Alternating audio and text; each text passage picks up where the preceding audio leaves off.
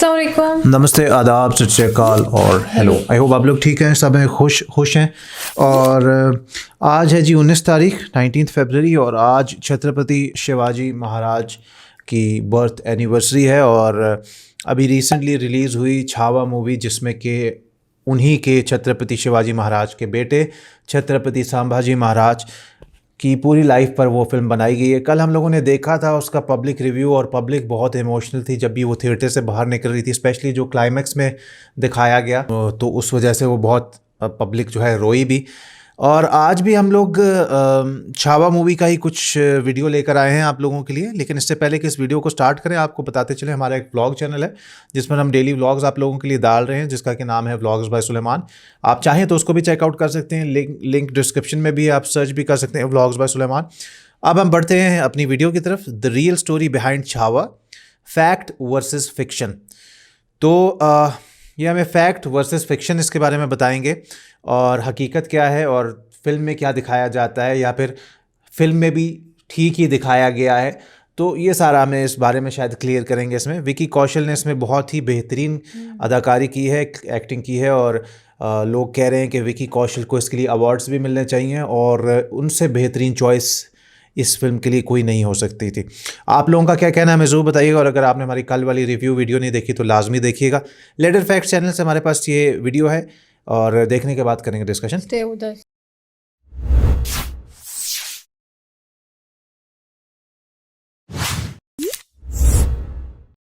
छावा देखकर थिएटर से आए हैं। सच में आखिर के वो जो 20 मिनट इस फिल्म के थे, वो इतने सारे इमोशंस एक साथ लाते हैं जिसे शब्दों में बता पाना मुश्किल है। अगर कोई पूछे कि इंडियाज नेक्स्ट सुपरस्टार में ट्रांजिशन होते आप किस एक्टर को देख पाते हो, तो आंख बंद करके विकी कौशल का नाम ले लेना। हाथी घोड़े बांध के तैयारी तो तेरी भारी है, जंजीरों में जकड़ा राजा मेरा, फिर भी सब पे भारी है। 2025 में अब तक बॉलीवुड के खेतों में ऐसा सूखा पड़ा हुआ था कि उसे अजय देवगन की आजाद की फर्टिलाइजर, शाहिद की देवा का खाद और अक्षय कुमार की स्काई फोर्स का पानी और कंगना की इमरजेंसी वाली जवानी, सॉरी इसको इंक्लूड नहीं करना था। मेरा मतलब बड़े बड़े महारथी की गति भी इतनी धीमी हो गई थी कि कोई भी वर्ल्ड वाइड ग्रॉस में 50 करोड़ नहीं दे पा रहा था। तभी मैडक सिनेमा की तरफ से विकी कौशल की छावा बॉक्स ऑफिस पर ऐसा धावा बोलती है कि ये फिल्म विकी कौशल की अब तक की बिगेस्ट ओपनर बनती है। साथ ही साथ वैलेंटाइन वीक पर लौंडे सख्ती से गर्लफ्रेंड के साथ यो जाने के बजाय थिएटर में हर हर महादेव कहते नजर आते हैं। छत्रपति शिवाजी महाराज की जय। हर हर महादेव, यही बार बार निकल रहा था जब अंदर बैठे थे, गूज़बम्स आ गए। इस फिल्म में अनलाइक अदर बॉलीवुड पीरियोडिक फिल्मों की तरह ज्यादा छेड़छाड़ ना करते हुए छत्रपति संभाजी महाराज की मर्यादा और सम्मान को ध्यान में रखकर फिल्म में काफी सारी चीजें दिखाई जाती है। लेकिन फिर भी मेकर्स एक दो जगह नहीं, मतलब काफी सारे ऐसे जगह पर चूक जाते हैं जिसकी वजह से बनते बनते कहीं ना कहीं बात बिगड़ जाती है और ये फिल्म चाह कर भी तानाजी वाला इम्पैक्ट नहीं क्रिएट कर पाती। छत्रपति संभाजी महाराज की कहानी की वीर गाथा सुनने से ही आंसू आ जाते हैं, लेकिन इस फिल्म को देखने के बाद भी काफी लोग कनेक्ट नहीं कर पाते। इसके अलावा छावा एक अधूरी फिल्म क्यों है, और जैसा कि फिल्म में दिखाया गया है उसके अपोजिट विकिपीडिया पे छत्रपति संभाजी महाराज के चरित्र के बारे में कुछ ऐसी बातें बताई गई है जिसे जानकर आपका भी खून खौल उठेगा। मैं मानता हूँ कि तबीयत डाउन होने की वजह से इस वीडियो में थोड़ी देरी हो गई है, लेकिन असली इतिहास और फिल्म से रिलेटेड कुछ ऐसी बातें खोज कर लाया हूँ। जैसे कि औरंगजेब जब एक क्रूएल राजा था तो उसे कुछ लोग रहमत उल्लाह उल सलेह क्यों कहते हैं, और क्या सच में संभाजी महाराज ने अपने ही सौतेली माँ को बंदी बना लिया था, और सबसे बड़ी बात क्या संभाजी महाराज को धोखे से पकड़ा गया था, और क्यों छावा मूवी का सीक्वल आना जरूरी है। सो आई कैन गारंटी यू कि छावा की इससे डिटेल वीडियो शायद ही कहीं आपको और मिले। और इस हिस्ट्री वर्सेस रियलिटी वाली वीडियो के लिए हमने आपसे जब शॉर्ट्स पे पूछा तो 24 आवर्स में ही उस पर 300+ कमेंट्स भी आ गए। तो सच्चाई और छलावा करते हैं एक बार फिर से विश्लेषण। तब तक आप हर हर महादेव टाइप कर दो तो इंक्रीज आवर मोटिवेशन। तो वीडियो को हमने 3 पार्ट्स में सेग्रीगेट किया है। First, actual plots and real truth presented in movie. Second, digging out the real history which is not shown in the movie. And third, how entire Mughal empire was devastated after Sambhaji Maharaj.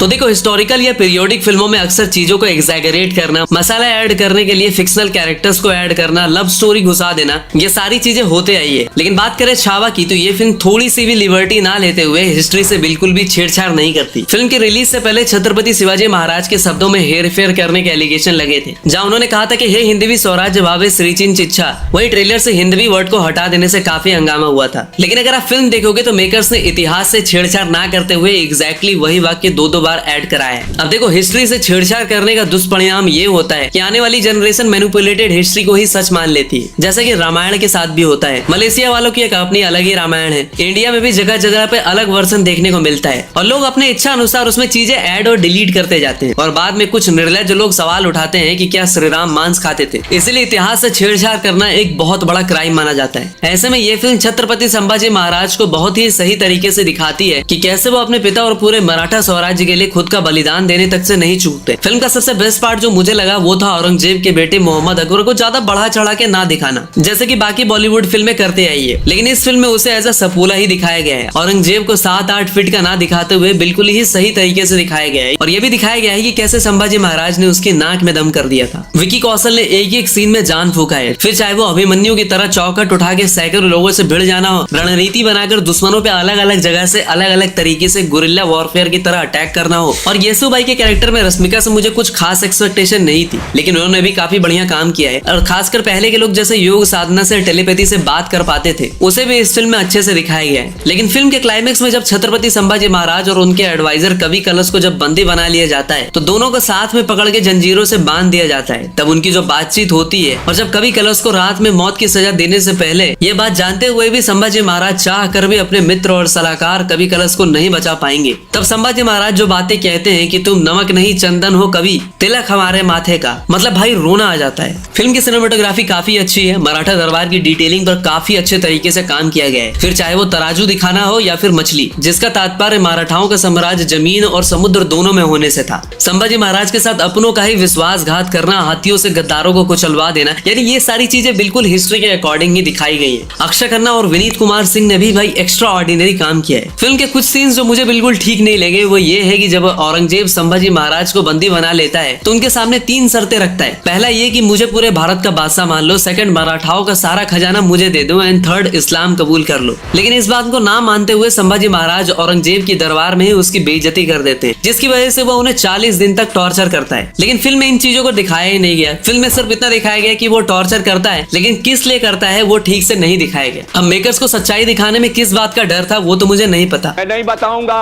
दूसरी बात यह है कि film का direction Lakshman Utekar जी ने किया है, लेकिन इसमें वो कहीं ना कहीं फेल हो गए। ऐसा मैं इसलिए बोल रहा हूँ क्योंकि जिन लोगों को छत्रपति संभाजी महाराज का इतिहास पता था उनका तो चलो ठीक है, लेकिन जिन्हें नहीं पता था उनके ऊपर से काफी सारी चीजें यूं ही निकल जाती है। अच्छी थी बट फास्ट पेस के चक्कर में थोड़ा सा डायरेक्शन बिगड़ गई थी। बाकी विकी कौशल, जैसे कि वो संभाजी महाराज की सौतेली माँ को उनके खिलाफ षड्यंत्र करते दिखाना, काफी लोगों को समझ ही नहीं आता कि वो कौन है, उनका संभाजी महाराज से क्या कनेक्शन है। फिल्म का स्क्रीन प्ले काफी वीक है। और हाँ, छत्रपति शिवाजी महाराज की मृत्यु पे औरंगजेब को स्वेटर बनते हुए ये कहना कि जन्नत के दरवाजे खुले रखना शेर आ रहा है, इस प्रकार की बचकाना बातें किसी के गले नहीं उतरती, लोग मजाक उड़ा। इस फिल्म के बीजीएम और गाने बिल्कुल ही बकवास हैं। ए.आर. रहमान इज लाइक ऊंची दुकान फीकी पकवान। यही काम अगर बी प्राक, सुखविंदर सिंह या किसी भी अच्छे सिंगर को दिया होता तो मजा ही आ जाता। देखो, ए.आर. रहमान एक अच्छे म्यूजिक कंपोजर हो सकते हैं, लेकिन अच्छे सिंगर मैं नहीं मानता। हाँ, तो अब उन चीजों पर बात कर लेते हैं जिन्हें फिल्म में दिखाया ही नहीं गया।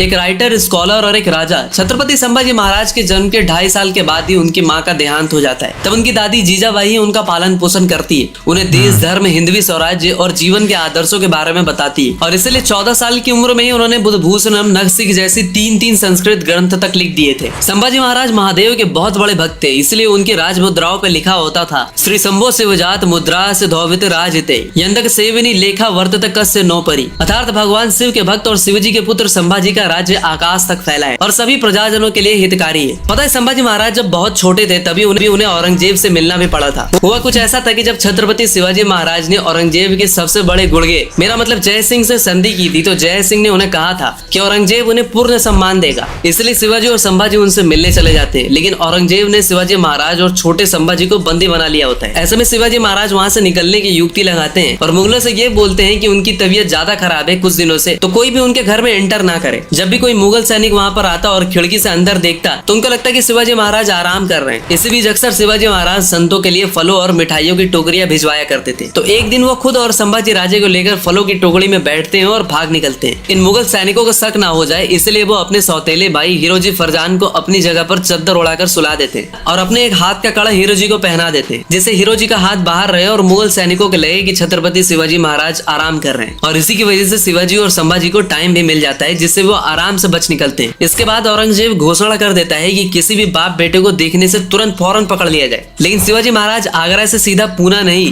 बल्कि उत्तर में मथुरा की तरफ चले जाते हैं और संभाजी को मथुरा में कृष्ण जी पंत के यहाँ पे छोड़ देते हैं, जिससे पकड़े जाने का खतरा बिल्कुल ही कम हो जाता है। और बचपन में ही कुछ इस तरह संभाजी महाराज पहले ही अपने सबसे बड़े शत्रु से मिल चुके होते हैं। इसी चीज को फिल्म में अगर थोड़े अच्छे तरीके से दिखाया जाता तो लोग बिल्कुल ही कनेक्ट कर पाते। और संभाजी महाराज के बारे में ऐसी बात भी कही जाती है जिसे सच से ज्यादा मुझे इतिहास मिटाने वालों की करतूत लगती है। जैसे कि JL मेहता की book advance study in the history of modern India, इस बुक में बताया जाता है कि शिवाजी महाराज संभाजी राजे के खराब व्यवहार और डिसिप्लिन ना होने की वजह से उनसे इतने नाराज हो जाते हैं कि उन्हें पन्हाला किले में कैद कर लेते हैं। लेकिन सच्चाई तो यह है कि छत्रपति संभाजी महाराज को अनुशासन और रणनीति में सबसे उच्च राजा माना जाता है। फिर उस बुक में ऐसा बताया गया है कि 1678 में संभाजी राजे किसी तरह वहां से भाग निकलकर दिलेर खान से जा मिलते हैं और एक साल के बाद 1679 में वो बीमार शिवाजी महाराज से मिलते हैं तो छत्रपति शिवाजी महाराज उन्हें माफ कर देते हैं। और YJ भावे की book from the death of Shivaji to death of Aurangzeb, इस बुक में बताया जाता है कि छत्रपति शिवाजी महाराज के स्वर्गवास के बाद मराठा एम्पायर के अगले छत्रपति बनने की प्लानिंग की होड़ लग जाती है और इस रेस में सबसे आगे होते हैं संभाजी महाराज के सौतेले भाई और सोयरा भाई के बेटे राजाराम। लेकिन अगले छत्रपति बनने के लिए संभाजी महाराज अपने सौतेली माँ और उनके बेटे राजाराम और राजाराम की पत्नी को कैद कर लेते हैं। मतलब एक ऐसा महान राजा जिसने बचपन से लेकर वीर गति प्राप्त होने तक सिर्फ संघर्ष किया, 120 युद्ध लड़े और सारे के सारे जीते भी,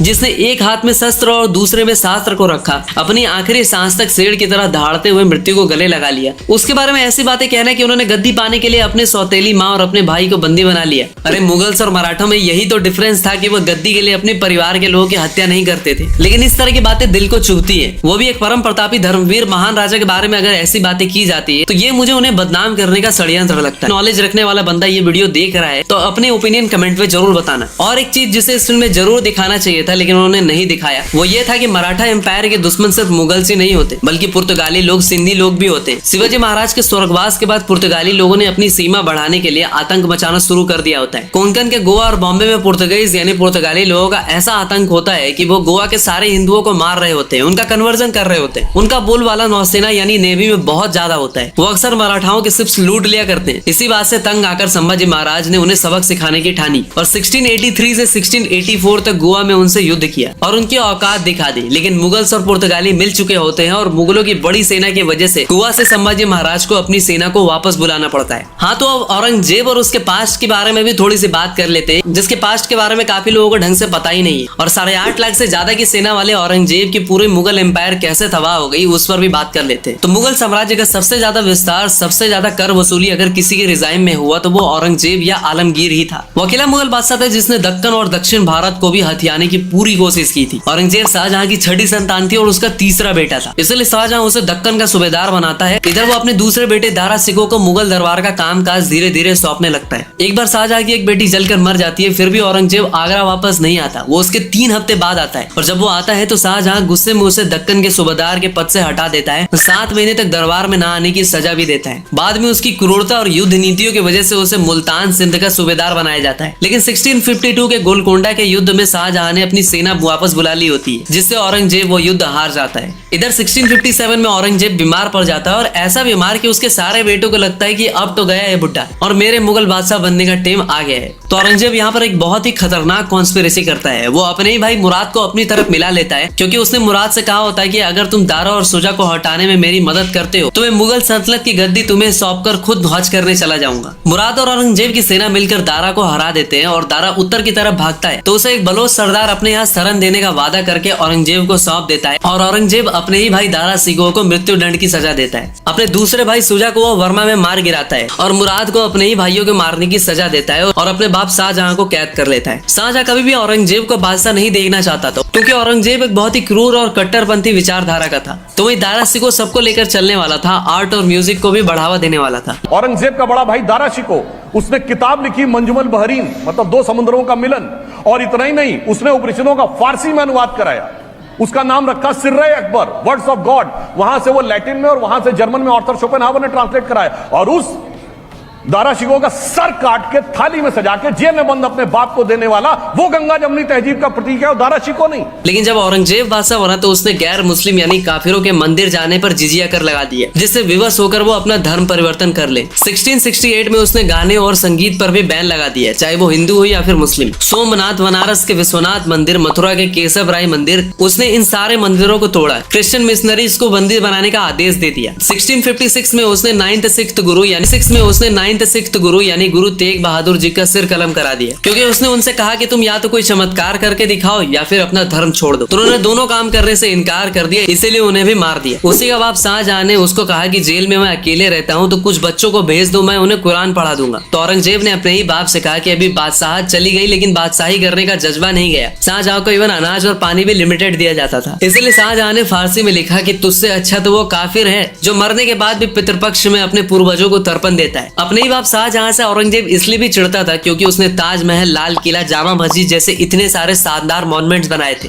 और इन सारे भवनों को बनाने में उसने आधे से ज्यादा राज खजाना लुटा दिया था और बाकी खजाना नई राजधानी दिल्ली बनाने में। फिर भी कुछ लोग औरंगजेब को रहमत उल्लाह उल सलेह कहते हैं। कुछ लोग तो ये भी कहते हैं कि वो तो राज खजाने से एक भी पैसे नहीं लेता था, अरे टोपियां बुन बुन के बेचारा अपनी रोजी रोटी चलाता था। भला अगर आपने नोटिस किया हो तो कुछ ऐसा ही फिल्म में भी दिखाया गया था। और आलमगीर बादशाह रहमतुल्लाह अलैह ये वो हिंदुस्तान की तारीख में बादशाह हैं जिसकी अंग्रेज भी आज ईमानदारी की तारीफ। इन्होंने बैतुल माल से तनख्वाह लेना बंद, टोपियां सी के अपना पेट पाला करते थे।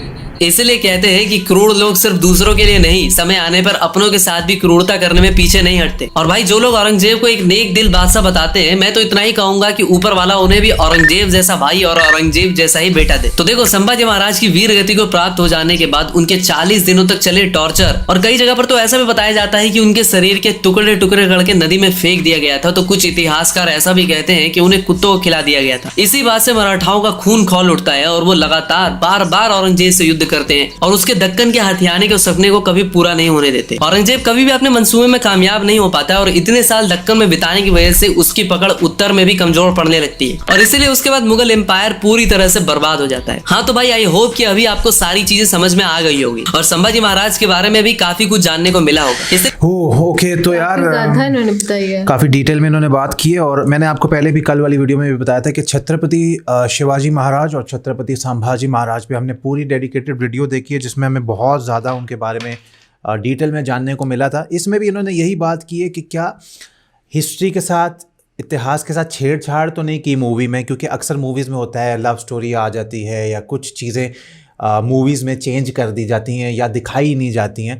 तो उन्होंने बोला इसमें छेड़छाड़ तो नहीं की गई, लेकिन डायरेक्शन नहीं अच्छी, या जिन लोगों को इतिहास ठीक से पता नहीं है, हाँ जिनको इतिहास ठीक से पता नहीं है उनके लिए वो एक पब्लिक रिव्यू में भी एक भाई बोल रहे थे कि यार बहुत फास्ट सब जा रहा था कि जिसको पता नहीं है उनको वो उनके सर से गुजर जाता है। तो डिटेल में एक एक बात बतानी चाहिए थी। जैसा इन्होंने बताया कि छत्रपति संभाजी महाराज की जो मदर हैं वो गुजर गई थी, तो फिर उनको जीजाबाई जो हैं उन्होंने पाला था। हमने ये सारी वीडियो में देखा था किस तरह उनको डिफरेंट लैंग्वेजेस आती थी, उनके बारे में हमने सारा ये किया था।